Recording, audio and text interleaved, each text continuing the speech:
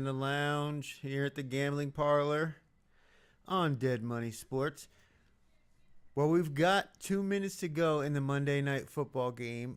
The Philadelphia Eagles are now up by 3 points, so I thought we'd start live, even though we normally wait till the conclusion.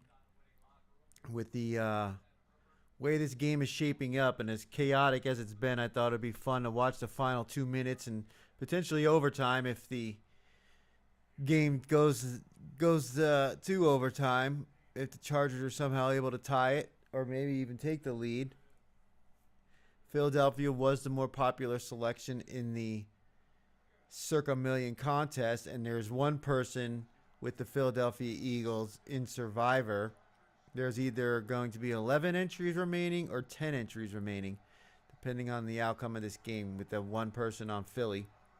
Oh, another incompletion. Oh, penalty. It's either going to be pass interference or holding on the defense. It looks like it's going to be an automatic, pass interference. So spot foul and a first down. Automatic first down. You know, I said this on X, and I believe this. If pass interference on the defense is an automatic first down, then they should make it that if it's offensive pass interference, which we have seen quite a bit of, that it's a loss of down. You back them up and they lose a down. They shouldn't get backed up and get to keep the down.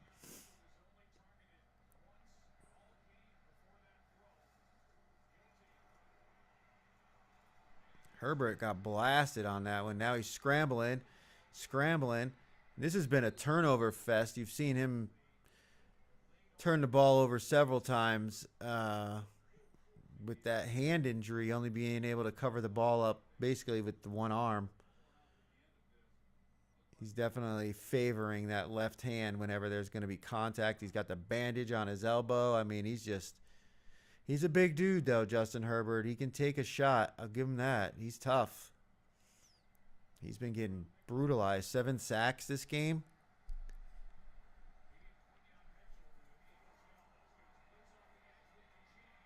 And there goes Vidal. Another first down. They're moving the ball with pretty good play calling here. Yep, they went away from the blitz. Just perfect.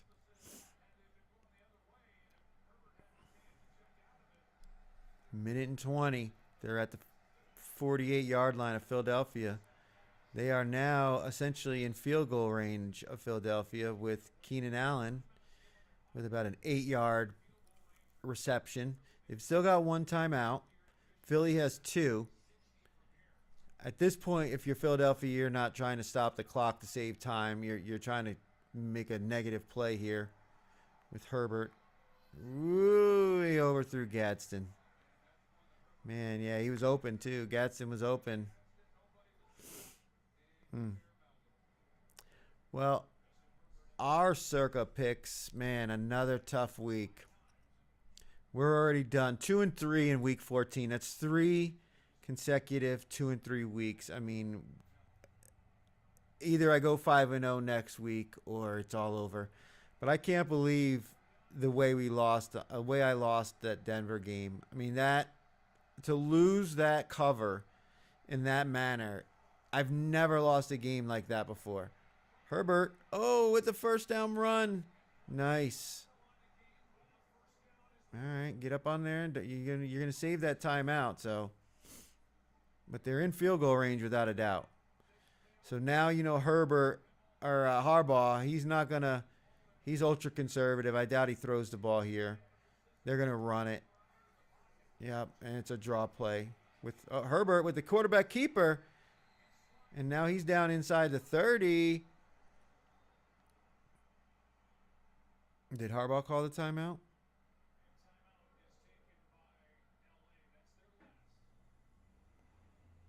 All right, so what they'll probably do now with where they are on the field is either take a shot at the end zone, which I don't think is a smart idea at this point, at this spot on the field, or they're going to run one more running play, let the clock run down, and either Philly's going to be forced to take a timeout, or they'll let it run down and they'll spike the ball with enough time to make the field goal, end the game, end regulation anyway. What a game. What a game. I mean, it's just there was what, three turnovers by each team in the first half and then a couple more in the second half. I mean, man.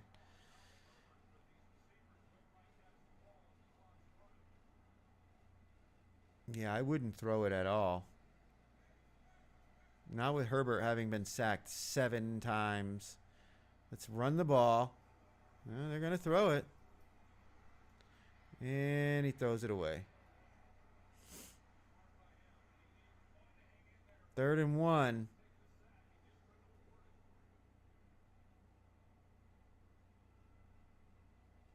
Are they going to do fire drill on the fire drill for the field goal, or are they going to try to throw it again? Or are they just going to go now?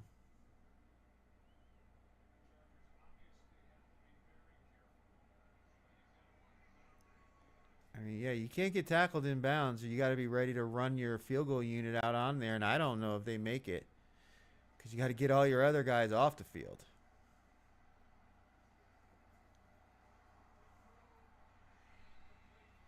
All right, so they throw it out, an out route, quick out route, incomplete. 4th and 1, and there's going to be roughly 9 seconds remaining if he makes this field goal.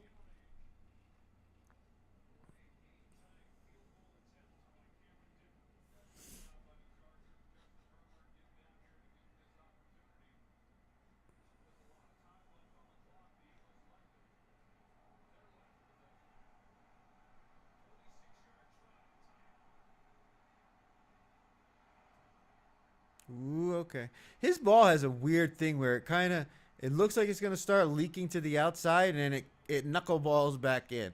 It's like the third time tonight when Dickers made a kick that it looks like it's about to start curving out towards the goalpost and then it cuts back in and stays inside the goalpost. But we are tied, 19 apiece, 8 seconds remaining. Um, Philadelphia has had very good kick returns tonight. Uh, I don't know um, if they're going to kick the ball to him or maybe a pooch kick. I would kick it high up in the air in the landing zone if you can, and just make them have to fair catch it in the landing zone and don't give them any opportunity to return it because they've had some good returns tonight. And the last thing you want to do is set them up with an opportunity to, they'd have time for one play. They've got timeouts, but yeah, that's a nice kick, though. He got it down to the 2-yard line. All right, and he's just protecting the ball. He knows the worst possible thing that could have happened in that situation is for that kick returner to fumble the ball. So I doubt Philly's going to try to run a play. There's more chance of something horrible happening than them scoring a touchdown here. So looks like we're going to get extra football, Monday night style. Man, this week has been really weird in football. I mean, we started Thursday night with a great game between the Cowboys and the Lions. The Lions are now going to be in a good position to potentially get into the wild card. Dallas is all but eliminated from the playoffs.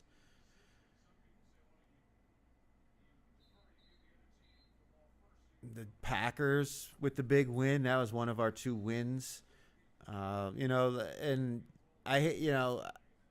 when you lose like we did with the Broncos, where we had -7.5 with Denver, and that meaningless field goal cuts the deficit to 7 with no time left. You hate losing like that, but at the same time, we also won on the Packers by half a point, where the spread was -6.5 won by 7. So it goes both ways. But it's just I've never ever lost a game like that. I mean, if the Broncos player Jones just doesn't commit that delay of game penalty, the the game is over. They never snapped the ball. 5 seconds is not enough time for them to get spotted, lined up, and set, and snap the ball and spike it. The game would have been over. So I don't really blame Pete Carroll for that. I blame Brett Jones for committing a terrible penalty at the worst possible time of a game. Because what if that was like a meaningful game? Those are the things Denver's got to work on if they're going to do anything in the playoffs. The Rams, that was a no sweat win. They just looked like world beaters, man. They looked like the best team in football. 45-17. And then we lost the Saints and Bucks. Bucks outgained the Saints in almost every statistical category, but they were 2 for 7 on fourth downs, which is so uncharacteristic of Todd Bowles throughout the time that I've seen him as a head coach. For him to go for it on 7 fourth downs, and they just kept trying to cram it right up the middle, running the ball. There was no creativity to the plays at all. And then our other loss was the Jags and Colts, which the bigger thing to talk about in that one is Daniel Jones out for the year. Riley Leonard, their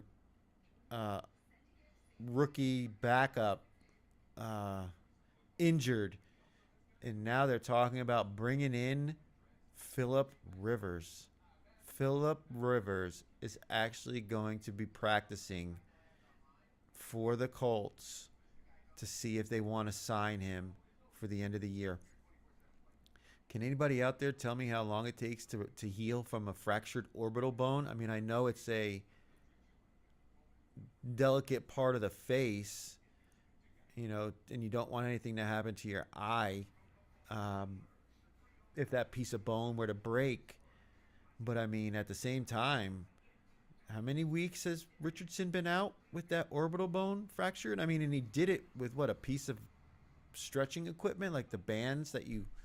I know I've used them in physical therapy on my leg, so, like, how hard did that fucking thing hit him? Did it have a piece of metal on it or something? I don't know. But it just seems strange that this deep into the season he's still not back, because it would certainly help.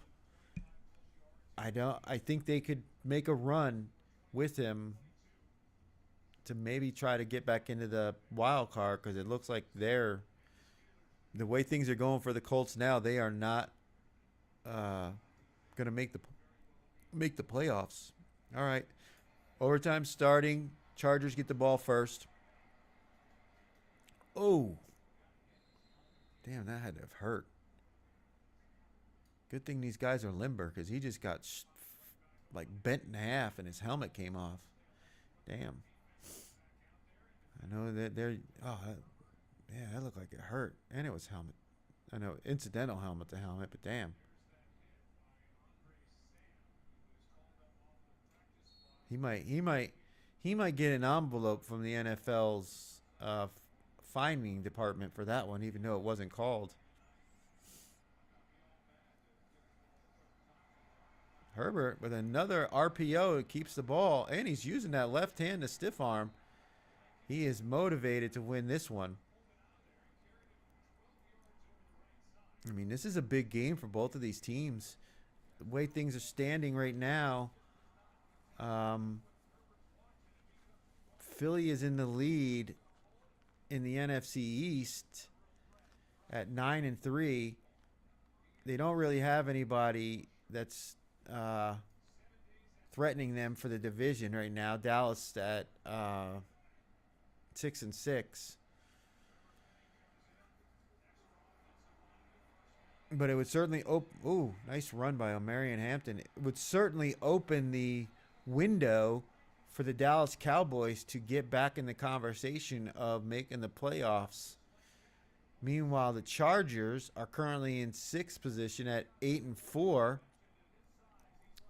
Broncos are obviously leading that division at 11-2, so they need every win just to keep pressure on the Broncos and to keep themselves from dropping back behind teams like Houston and maybe even Indianapolis, who's also at 8-5.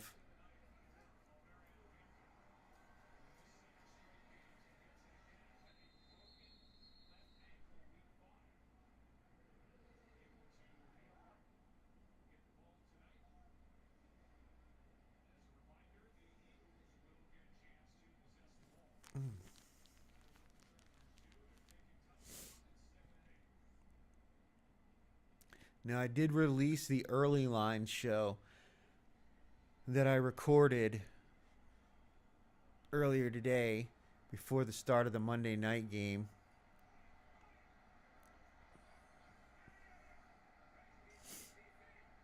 The Chargers are playing the Chiefs. I like the Chargers because it was plus 4.5, but if they win this game, it could certainly, that line could move. And we also have, because there are no more buys, we also have Philly, who's minus 12.5 at home against the Raiders.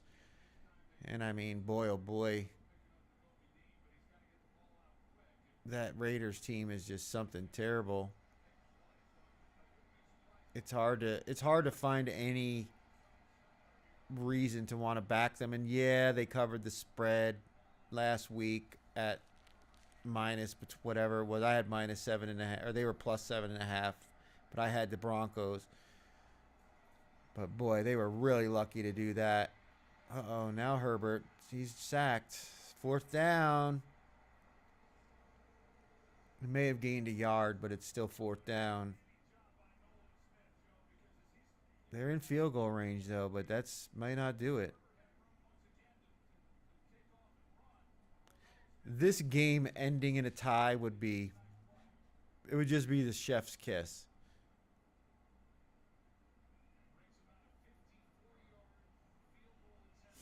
Here comes Cameron Dicker out to kick. I mean, this game has all the vibes.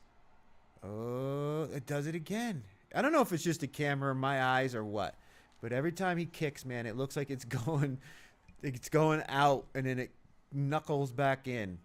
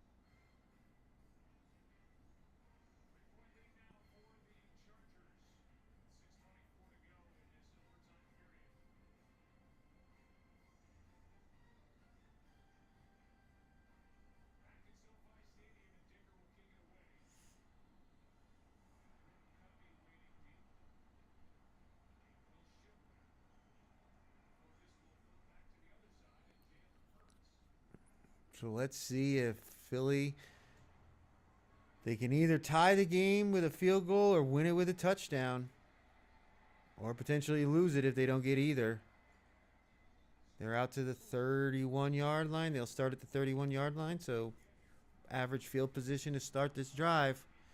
6 minutes and 20 seconds to go.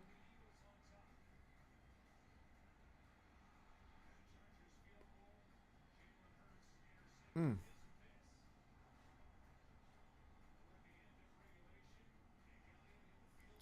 man, how about that Bengals and Bills game, man? Was that something this weekend? Snow game, perfect, made for TV game, and Bengals looked like they had that game, man. It looked like they had the win and and then all of a sudden Joe Burrow just throws the pick six was just terrible. And then the second interception was like, what the hell's going on here? Suddenly Buffalo's got the ball, and then the Bengals still go down and score a quick touchdown to make it another, a quick game. There was what, 34 points scored in the fourth quarter of that game. 21 by Buffalo and 13 by the Bengals. Just an incredible ending to that game with it being snowing and everything. Buffalo really needed that one. They're 6-1 at home.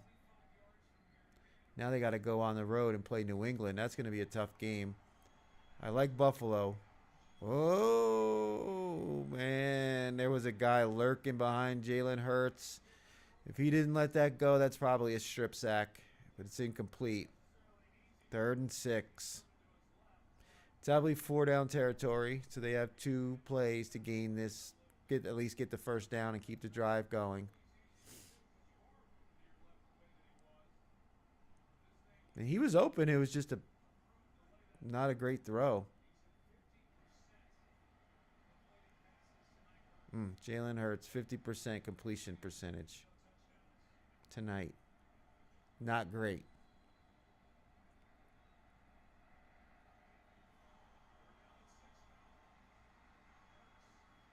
Jalen Hurts takes off running. Oh, there's a flag on the play. He had the first down. They're going to call holding on Philly. And the Chargers faithful are finally given something to cheer about. How about the Minnesota Vikings beating the Washington Commanders 31-0?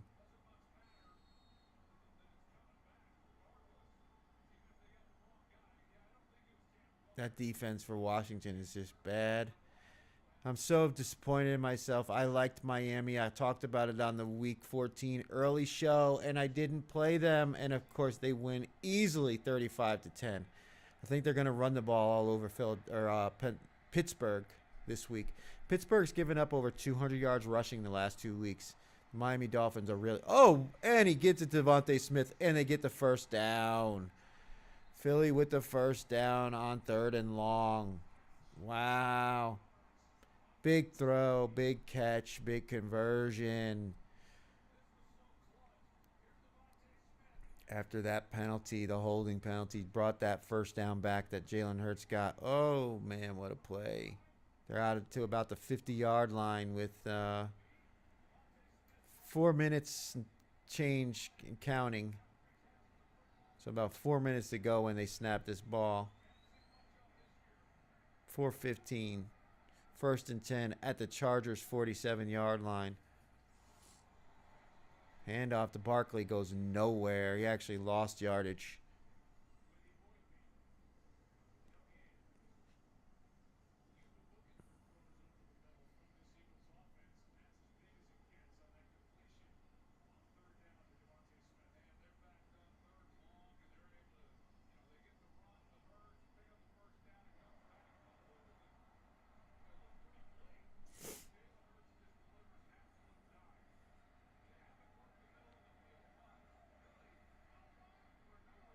Pittsburgh won that game against the Ravens. They gave up over 200 yards rushing to Baltimore.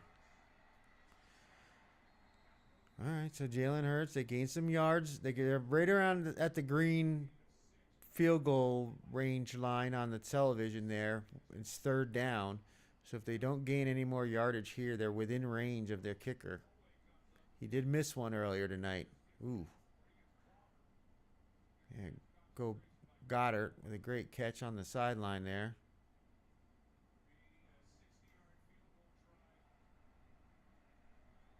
Yeah, I don't think you want your kicker out there trying 60-yarders to tie the game. So they definitely need to try to gain the first down here, but it's his career long. That's the line. Ooh, lobbed it up there for A.J. Brown. He drops it. We'll try for a one-handed catch and doesn't get it. Are they going to go for it on fourth down? Or are they going to kick the field goal? I mean, they're indoors.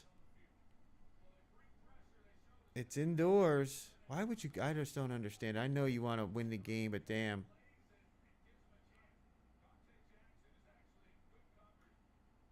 Little contact, but I like it. No call, man. Don't give them a free first down. All right, so they're going to go for it on 4th and 4. They're not going to put their kicker on the field. 5 seconds on the play clock, and they call a timeout. Philly calls a timeout.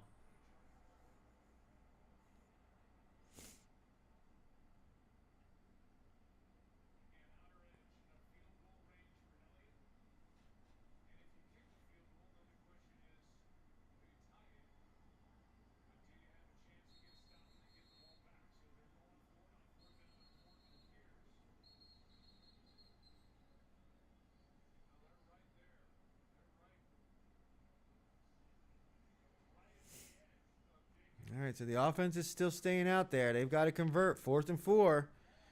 Showing some Philly fans not looking too confident.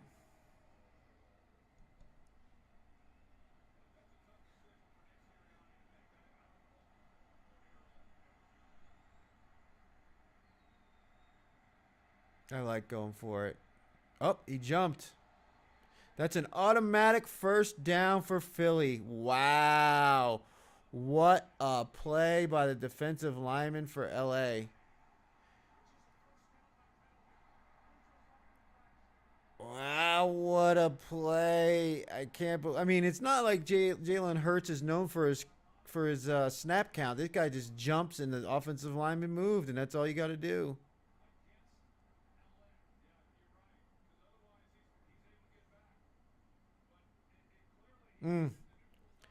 What a turn of events. 3:23 to go. They get a first down on 4th down and 4 on a neutral zone infraction by the defensive lineman, Uwe. And that was a smart play by Moilata, because if he doesn't jump, if the offensive lineman doesn't move, he can go back. Because he was drawn off sides, that's a penalty on the defense. All right. Short gain to Goddard. We're getting close to tie games. We're getting close to the tie game scenario. We're getting close to a tie game scenario. Ticking down under 3 minutes to go. 2nd and 7. You got to look for A.J. Brown here. I think you got to try to throw it from here. Try to get a one-on-one with A.J. Brown and let him make a play. Oh, they run Saquon Barkley out. So they're going 5 wide. Ooh, Goddard with a great play. First down.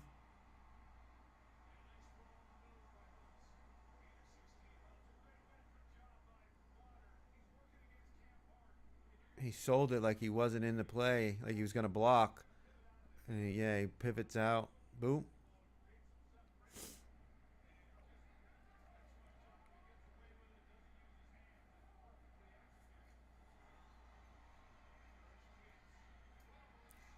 Oh my goodness, and it's intercepted.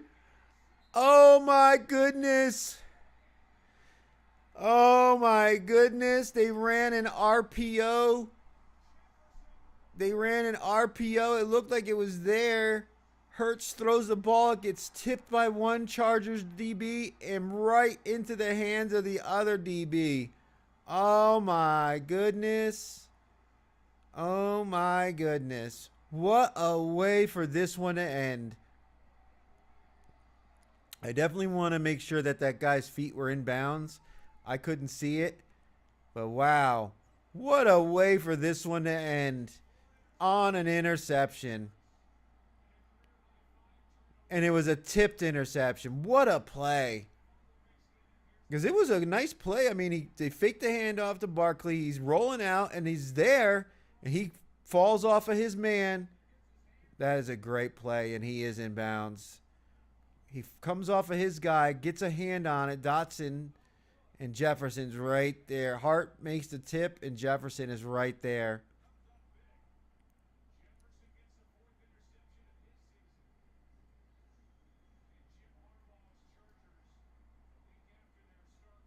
What a play. Oh, my goodness.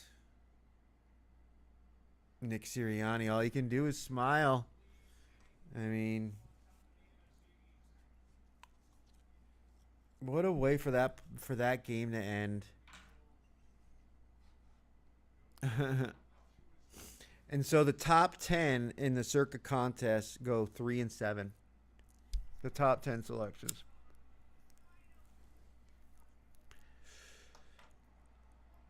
The top 10 selections go 3 and 10.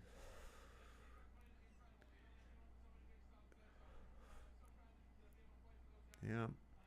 The only 3 that were winners was Jacksonville. They were the 3rd. Green Bay, they were the 5th. And Cincinnati was the 6th. And Cincinnati did not win, but did cover the spread by half a point. We saw how many games did we see this week with that, where the spread came into play? 1,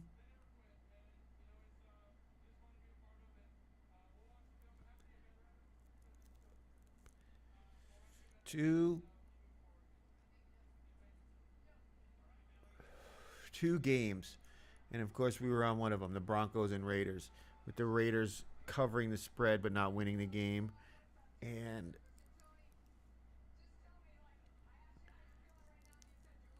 the Bengals. The Rams were dogs at home and get the outright win. That was amazing. What a way to end that game. I mean, I think the tie would have been better, but, what are you going to do? If I would have used Philly in the contest, I would have had another loss, so I'm glad I didn't.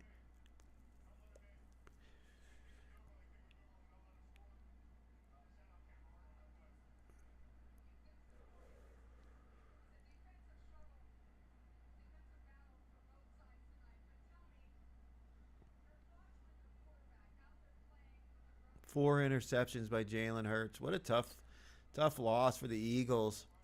And let's see if I don't know if they'll update it yet. ESPN's thing is slow.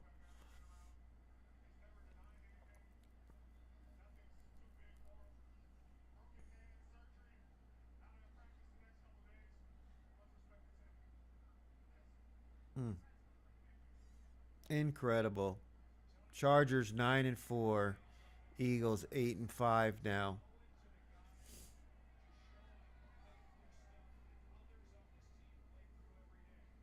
And the Chargers in the 5th spot, still in the playoffs, ahead of Buffalo.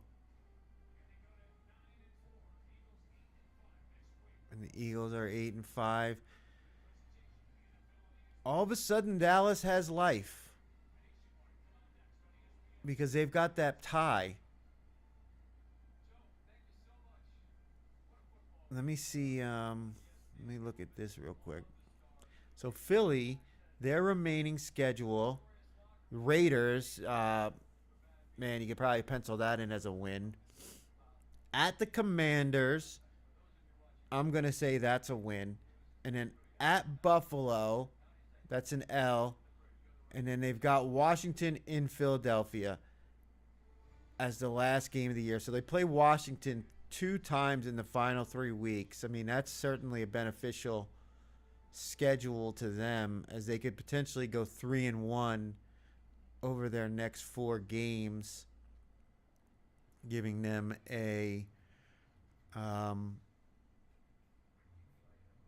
11 and what is it, 3-1. So they would be, they're 8-5 right now. They would be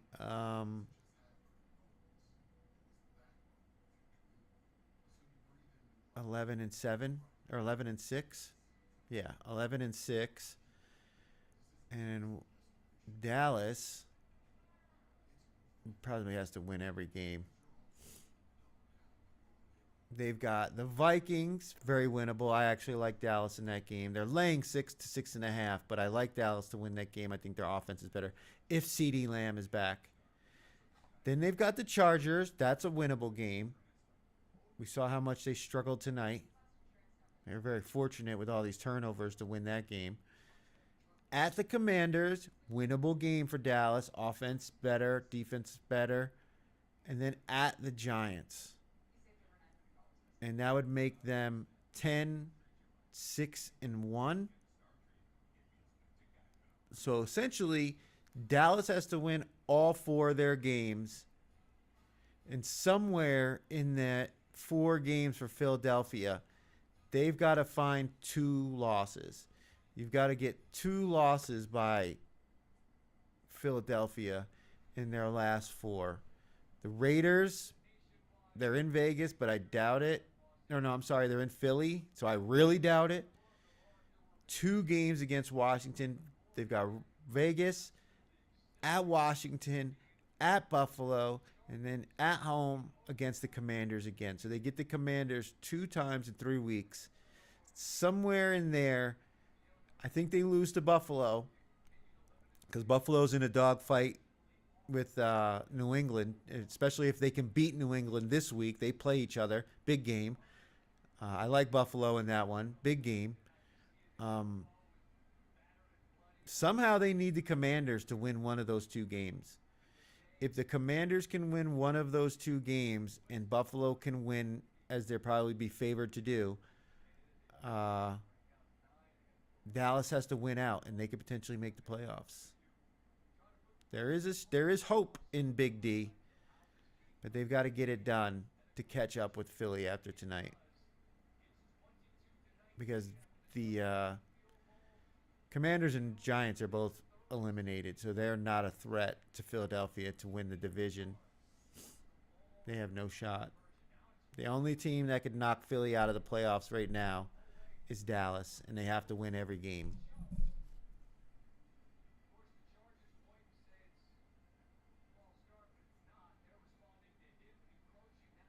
That was a big play, man. But what a turn of events from a 4th and 4 false start that gives them a first down to a tip pass interception.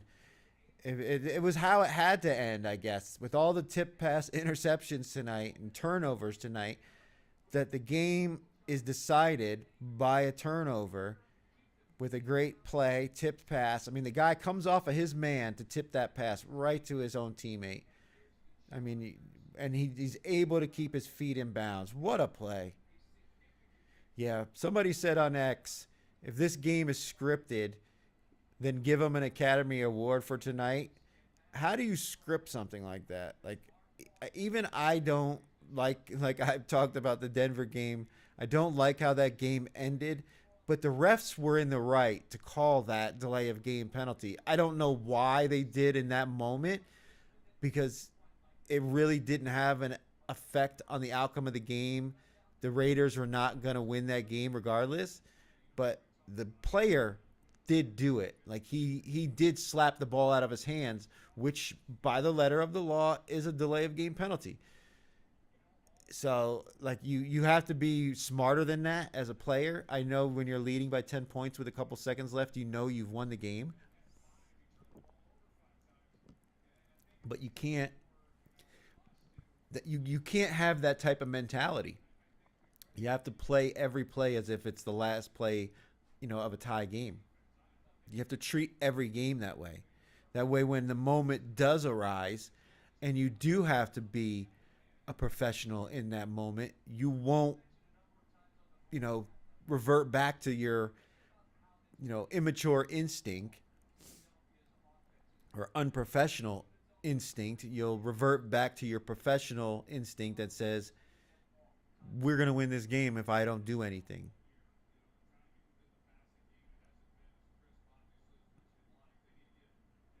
The Chargers, I can turn it on. The Chargers social media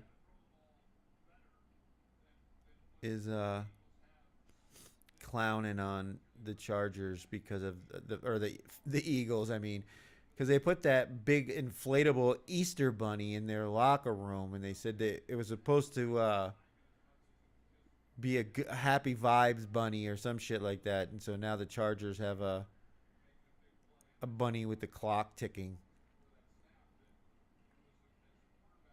in response to them.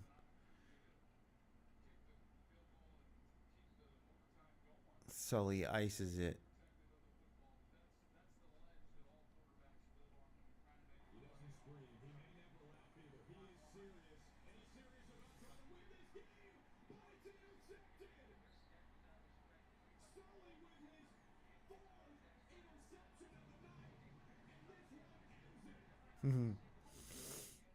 The Monsters Inc.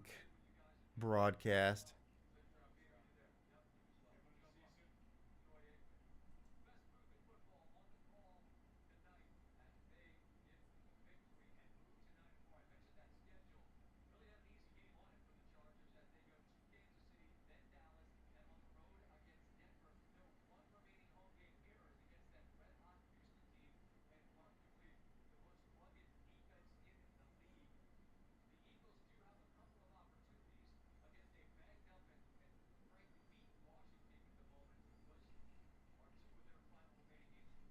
Yeah.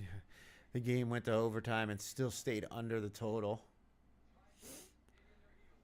I don't even remember what it was that I liked about the total on that one. I can't remember.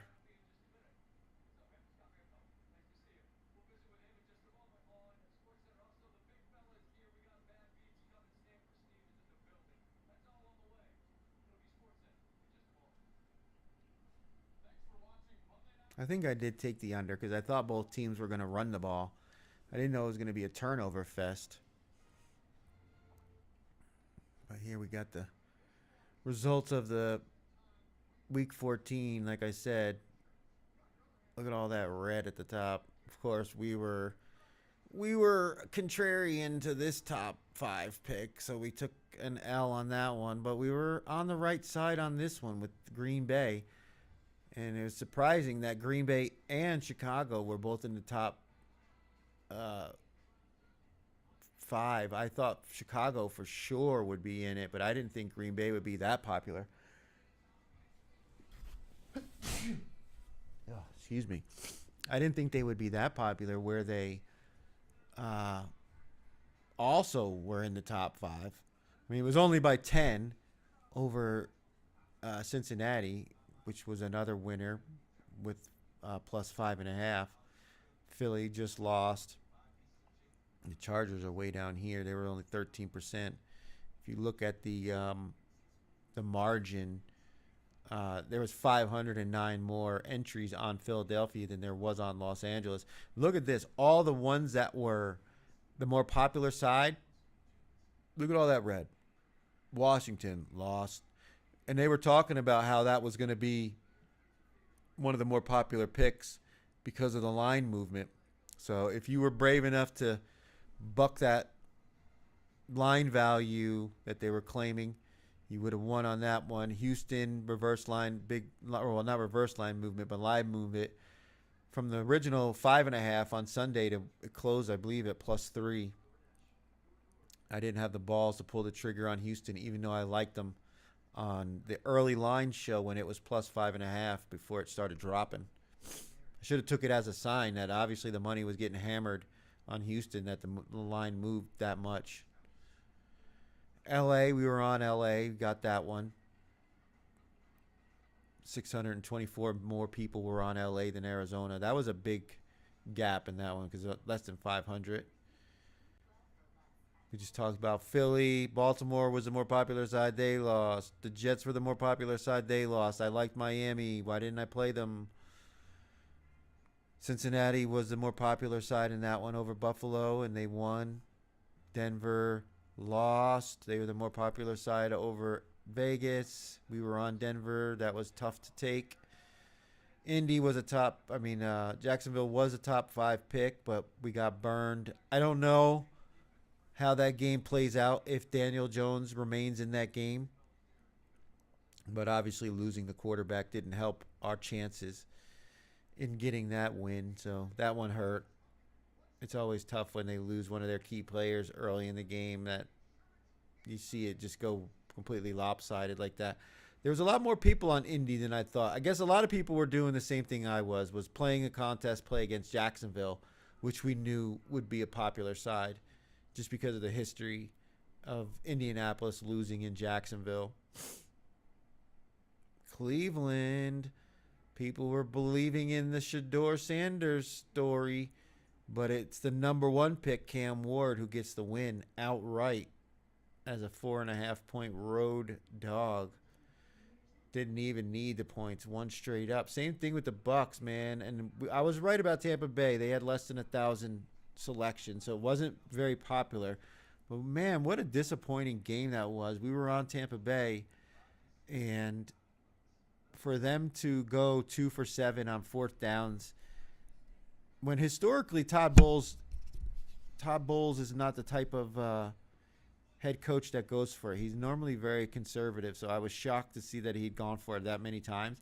But I also was watching the game, and I understood the reasons why they went for him. They were in good positions to go and punting the ball.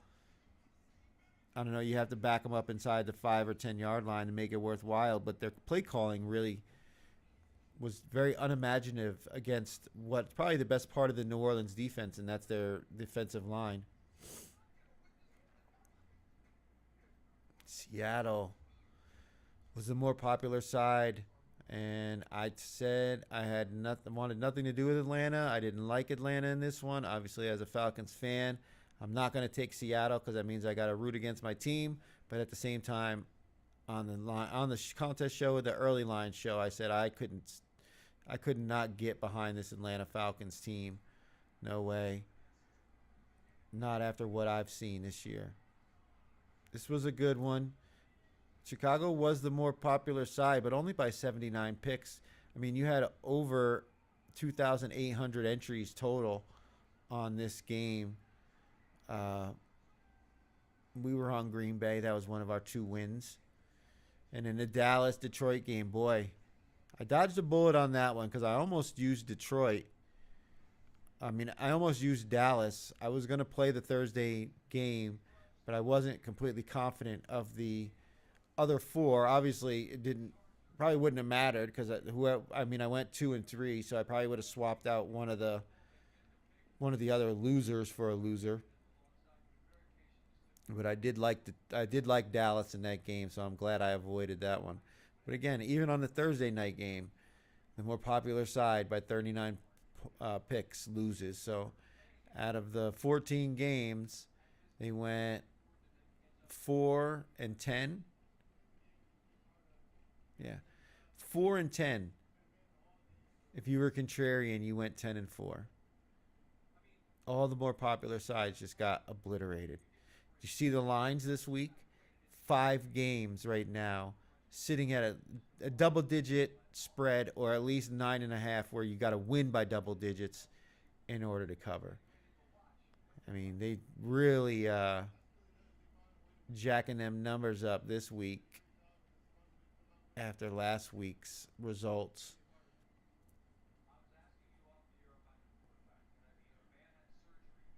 I mean, look at this. Browns and Bears. Where is it? We got Raiders and Eagles double digits. Jets and Jags double digits. Houston and Cardinals 9.5. So you got to win by 10. Titans 49ers 12.5. Colts and Seahawks 13.5. Man, they're really selling the Seahawks. Really selling the Colts with their quarterback woes. So yeah, we got some big lines and low totals too. So, interesting games this week. We will certainly be having the Thursday night watch party and Circa Line release show on while we watch the Thursday night football on Prime, and it's the Falcons and the Bucks. A very, very uneventful game considering Atlanta's the only thing Atlanta can do now is be a spoiler. against the Bucks because they can't. They're not competing for the division anymore. They're officially eliminated.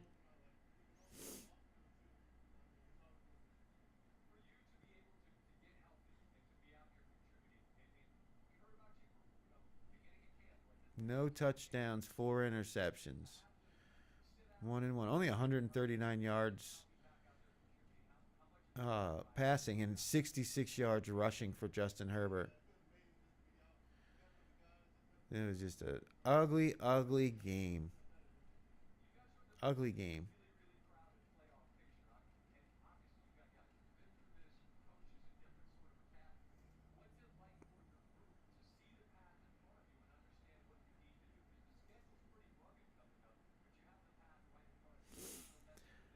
Well, all right.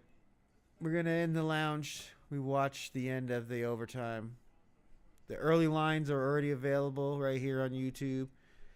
Be sure to hit that like and subscribe button. And join me right here on Thursday for the Thursday Night Football watch party and Week 15 Circa Line release show, where we'll have a better feeling for which games we're going to go with in Week 15 of the Circa Millions contest. To everybody out there, have a good night and take care of yourselves.